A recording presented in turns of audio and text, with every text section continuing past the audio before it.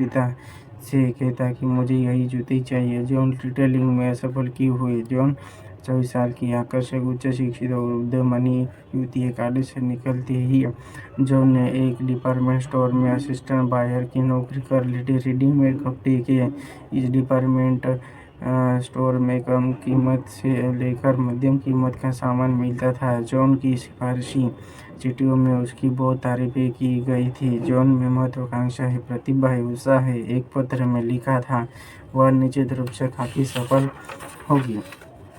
परंतु जॉन काफ़ी सफल नहीं हुई। जॉन केवल 8 महीने ही वहाँ काम कर पाई और फिर उसने रिटेलिंग छोड़कर दूसरी नौकरी कर ली। मैं उसके बात को अच्छी तरह जानता था और मैंने उनसे पूछा कि इसका कारण क्या था। जॉन बहुत ही बढ़िया लड़की और उसमें बहुत अच्छे गुण हैं, उसने कहा, परंतु उसमें एक बहुत बड़ी कमी भी है। वह क्या है? मैंने पूछा। जॉन ऐसे सामान खरीदती जो उसे पसंद था, परंतु हमारे ज़्यादातर ग्राहकों को पसंद नहीं था। वह अपने पसंद की स्टाइल, कलर, मटेरियल और कीमत वाला सामान चुनती थी। वह हमारे ग्राहकों के नज़रिए से नहीं सोचती थी। एक बार जब मैंने उनसे कहा कि शायद वह सामान हमारे लिए ठीक नहीं होगा, तो वह कहने लगी, नहीं, जनता को यह बहुत पसंद आएगा। मुझे तो यह बहुत बहुत पसंद है। मुझे लगता है कि यह खूब बिकेगा। जॉन एक समृद्ध परिवार में पली बड़ी थी। उसे बचपन में क्वालिटी की कद्र करना सिखाया गया था। कीमत का उसके लिए कोई खास महत्व नहीं था। जॉन गरीब या मध्यम वर्गीय लोगों के हिसाब से नहीं सोच पाती थी, जिनके लिए कपड़े खरीदते समय कीमत भी महत्वपूर्ण होती है। इसलिए जो माल जॉन ने खरीदा, उसे जनता ने नहीं पसंद किया। असली बात यह है कि दूसरे लोगों से अपना मनचाहा काम करवाने के लिए आपको उनके नज़रिए से देखना पड़ेगा। जब आप उनके नज़रिए से देखते हैं तो आप यह समझ जाएंगे कि किस तरह उन्हें प्रभावित किया जा सकता है। मेरे बहुत ही सफल सेल्समैन मित्र ने मुझे बताया कि वह प्रस्तुति देने से पहले काफ़ी समय तक यह सोचता है कि ग्राहक उसकी प्रस्तुति को किस तरह से लेंगे, उनकी प्रतिक्रिया क्या होगी। अपने श्रोताओं का नज़रिया समझने वाला वक्ता ज़्यादा रोचक, ज़्यादा प्रभावशाली सिद्ध होगा। अपने कर्मचारियों का नज़रिया समझने वाला बॉस अपने सुपरवाइजर से ज़्यादा अच्छी तरह काम करवा लेगा। एक क्रेडिट एग्जीक्यूटिव ने मुझे बताया कि इस तकनीक से उसे किस तरह का फ़ायदा हुआ। जब मैं इस स्टोर में असिस्टेंट क्रेडिट मैनेजर के बतौर आया तो मुझे वसूली का काम सौंपा गया। यह कपड़ों का स्टोर था।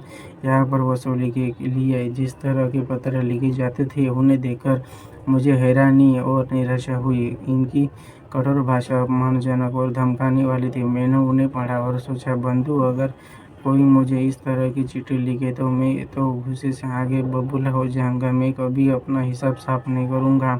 इसलिए मैं काम में जुट गया और मैंने अलग अलग तरह के पत्र लिखना शुरू कर दिया। उस तरह के पत्र जो अगर मुझे लिखे जाए तो मैं अपने हिसाब से साफ करने के लिए प्रेरित हो सकूं। इससे बहुत फर्क पड़ा। अपने बिल न चुकाने वाले ग्राहक की नज़र से देखने से हमारा वसूली अभियान बेहद सफल हुआ और बहुत ही कुछ ही समय में हमने वसूली का कीर्तिमान बना दिया। बहुत से राजनीतिक उम्मीदवार चुनाव हार जाते क्योंकि वे अपने मतदाताओं के नज़रिए से खुद को देखने में असफल होते हैं। राष्ट्रीय पद के लिए एक राजनीतिक उम्मीदवार जो किसी भी तरह अपने प्रतिद्वंदी से दूसरी किसी बात में पीछे नहीं था, केवल एक कारण से बुरी तरह हार गया। उसने ऐसी शब्दावली का इस्तेमाल किया था जो उसके थोड़े से मतदाताओं की में समझ आई पाई। दूसरी ओर उसके विरुद्ध ने मतदाताओं की रुचियों का पूरा ध्यान रखा। जब वह किसानों से बात करता था तो उनकी भाषा बोलता था। जब वह फैक्ट्री के मजदूरों से बात करता था तो वह उनकी भाषा में बात करता था। और जब टीवी पर बोलने की बारी आई तो उसने जिस मतदाता को संबोधित करते हुए अपना भाषण दिया, वह आम मतदाता था, न कि किसी कॉलेज का प्रोफेसर। खुद से यह पूछे, अगर मैं सामने वाले की जगह पर होता तो मैं इसके बारे में क्या सोचता। इस प्रश्न की मदद से आप ज़्यादा सफल नीति बना सकते हैं। किसी को प्रभावित करने के लिए उसके नज़रिए से सोचने का विचार हर स्थिति में सफल होता है। कुछ साल पहले एक छोटे इलेक्ट्रॉनिक्स निर्माता ने कभी न उड़ने वाला फ्यूज बनाया। उस निर्माता ने इसकी कीमत रखी $1.25 और उसके बाद उसने एक विज्ञापन एजेंसी से इसका प्रचार करने को कहा। विज्ञापन देने वाली एजेंसी का एग्जीक्यूटिव तत्काल बहुत उत्साहित हो गया। उसकी योजना टीवी, रेडियो और अखबारों में भी भारी प्रचार करने की थी। यह शानदार है, उसने कहा। हम पहले ही साल में 1 करोड़ फ्यूज बेच सकते हैं। उसके सलाहकारों ने उसे सावधान करने की बहुत कोशिश की। उसे समझाया कि फ्यूज लोकप्रिय सामानों की श्रेणी में नहीं आते।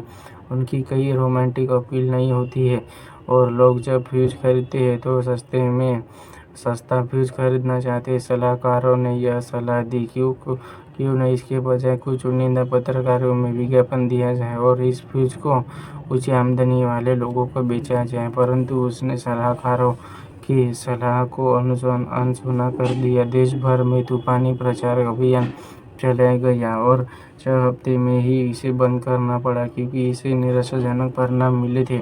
समस्या यह थी, विज्ञापन एजेंसी के एग्जीक्यूटिव ने महंगे फ्यूज को अपनी नज़र से देखा। $75,000 हर साल कमाने वाले की नज़र से। वह आम आदमी की नज़र में इस फ्यूज को नहीं देख पाया जिसकी वार्षिक आमदनी $9,000 से $15,000 होती है। अगर उसने खुद को उनकी जगह पर रखा होता तो उसने उस सामान को आम जनता के बजाय उच्च आय वर्ग के लोगों में बेचने का लक्ष्य बनाया होता और तूफानी अभियान में इतना पैसा बर्बाद नहीं किया होता।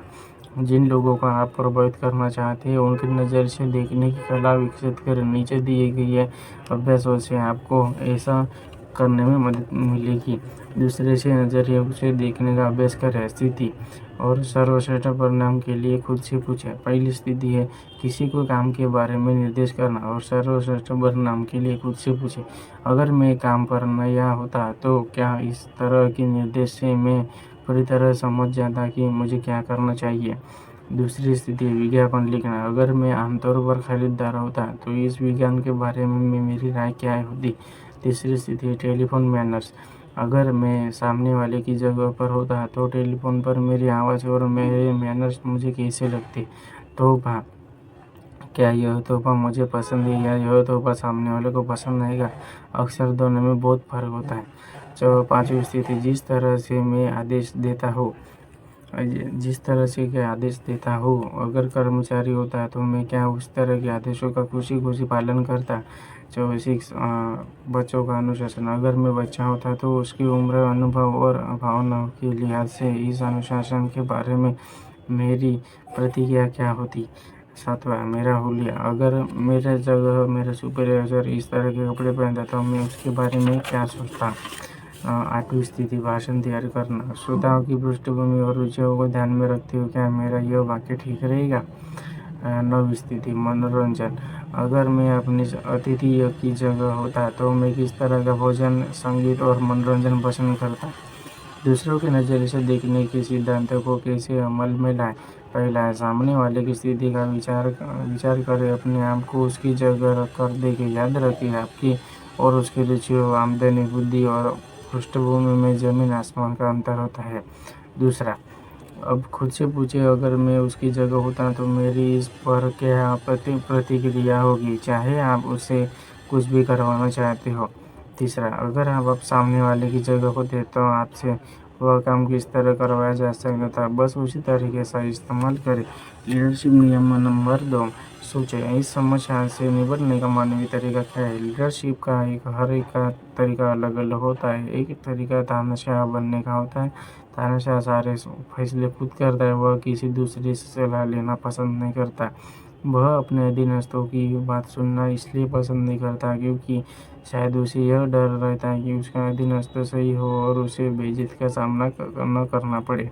तानाशाह लंबे समय तक न रह पाते। कुछ समय तक तो कर्मचारी वफादारी का नाटक करते परंतु जल्दी ही असंतोष फैलने लगता है। सर्वश्रेष्ठ कर्मचारी काम छोड़कर दूसरी कंपनियों में चले जाते हैं और जो कर्मचारी बचे रहते हैं वो तानाशाह के खिलाफ मोर्चा संभाल लेते हैं।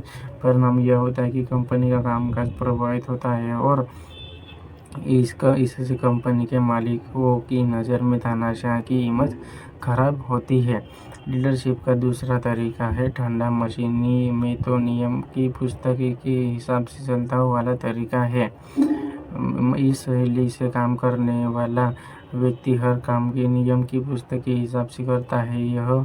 वह यह नहीं समझ पाता कि हर नियम या नीति या योजना केवल एक मार्गदर्शक सिद्धांत है जो सामान्य प्रकरणों के लिए बना है। यह भावी लीडर इंसानों के साथ उसी तरह से व्यवहार करता है जैसे वे इंसान नहीं मशीन हो। और किसी भी व्यक्ति की जो बात सबसे ज़्यादा बुरी लगती है वह यह कि उसके साथ मशीन की तरह व्यवहार किया जाए। ठंडा मशीनी विशेषज्ञ आदर्श बॉस नहीं होता जो मशीनें उसके नीचे काम करते हुए अपनी क्षमता का थोड़ा सा उपयोग ही कर पाती है। जो लोग लीडरशिप की बुलंदियों को छू लेते हैं वे तीसरी शैली का प्रयोग करते हैं, मानवीय बनने की शैली। कुछ साल पहले मैं जॉन एस के साथ काम करता था। जॉन एक बड़े एल्यूमीनियम निर्माता इंजीनियरिंग डेवलपमेंट विभाग में एग्जीक्यूटिव थे। जॉन मानवीय बनने की शैली में निपुण था और उसे इससे लाभ भी हो रहे थे। दर्जनों छोटे छोटे तरीकों से जॉन यह बात लोगों तक पहुंचाता था, आप एक इंसान हैं, मैं आपको सम्मान करता हूँ, मैं आपकी जितनी भी मदद कर सकता हूँ करूँगा। जब दूसरे शहर का एक व्यक्ति उसके विभाग में आया तो जॉन ने काफ़ी परेशानी उठाकर उसके लिए एक अच्छा सा घर खोजा। अपने सेक्रेटरी और 2 अन्य महिला कर्मचारियों के माध्यम से काम करते हुए उसने अपने स्टाफ के हर सदस्य के लिए ऑफिस बड़े पार्टी आयोजित करने की परंपरा डाली। इस छोटे से आयोजन में जो आधे घंटे का समय बर्बाद होता था वह दरअसल बर्बादी नहीं बल्कि निवेश था, वफादारी, निष्ठा और क्षमता के निवेश।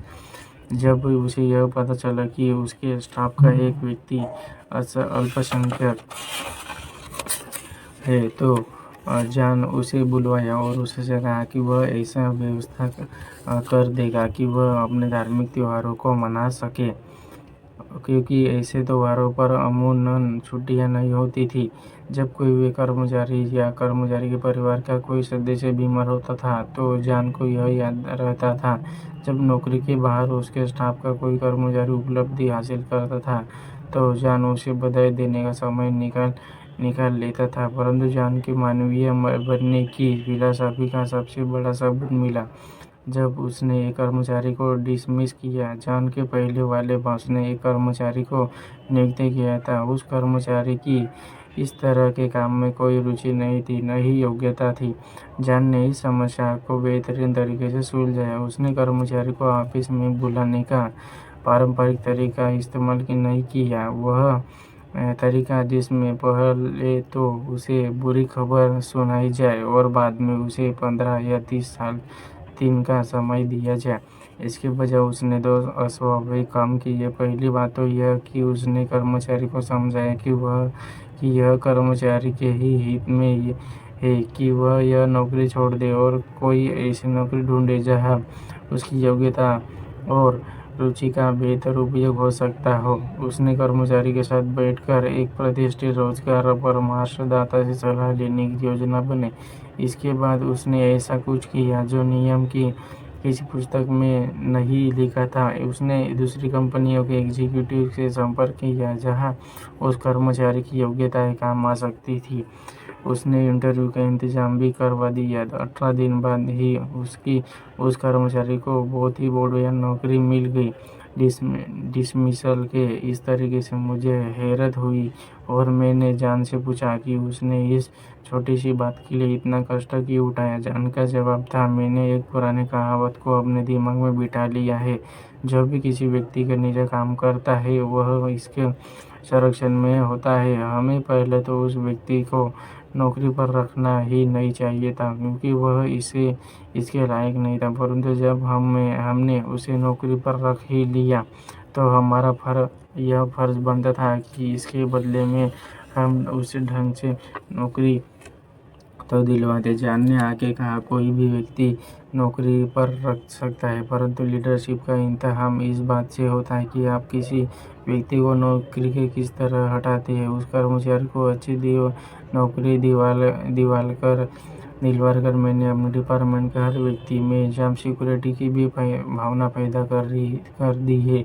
इस उदाहरण से वे यह जान गए कि जब तक मैं यहाँ पर हूँ वो फुटपाथ पर नहीं आएंगे। इस बारे में कोई गलतफहमी न पाले। जॉन की मानवीय बनने की लीडरशिप में के उसे बहुत अच्छे परिणाम मिले। जॉन की पीठ पीछे बुराई कभी नहीं हुई। उसे कर्मचारियों की पूरी वफादारी और सहयोग मिला। उसे अधिकतम जॉब सिक्योरिटी इसलिए मिली क्योंकि उसने अपने अधीनस्थों को अधिकतम जॉब सिक्योरिटी दी। 15 साल से मैं एक ऐसे व्यक्ति को जानता हूँ जिसे मैं बॉब डब्लू का नाम देना चाहूँगा। बॉब की उम्र 50-60 के बीच है। उसने अपने दम पर सफलता हासिल की है। चूँकि उसकी शिक्षा ज़्यादा नहीं थी और उसके पास पैसा भी नहीं था, इसलिए उसकी नौकरी 1931 में ही छूट गई। परंतु वह हमेशा संघर्षशील था, इसलिए उसने चुपचाप बैठे रहने के बजाय अपने गैरेज के एक छोटी सी फर्नीचर की दुकान शुरू की। कड़ी मेहनत के बाद उसका बिजनेस जम गया और आज बॉब आधुनिक फर्नीचर निर्माता है और उसके कारखाने में 300 से ज़्यादा कारीगर काम करते हैं। आज बॉब मिलियनेयर है। पैसे और भौतिक चीज़ों की चिंता खत्म हो गई है, परंतु बॉब दूसरी तरफ से भी अमीर है। वह दोस्तों से संतुष्ट और संतोष के लिहाज से भी लखपति है। बॉब की ढेरों अच्छाइयों में से एक उनकी लोगों की सहायता करने की ज़बरदस्त इच्छा है। बॉब मानवतापूर्ण और वे लोगों के साथ वैसा ही व्यवहार करते हैं जैसा कि वे लोग चाहते हैं और वे इसके विशेषज्ञ हैं। एक दिन में और बॉब लोगों की आलोचना करने की शैली के बारे में बात कर रहे थे। आलोचना करने का बॉब का मानवीय तरीका एक अद्भुत फार्मूला है।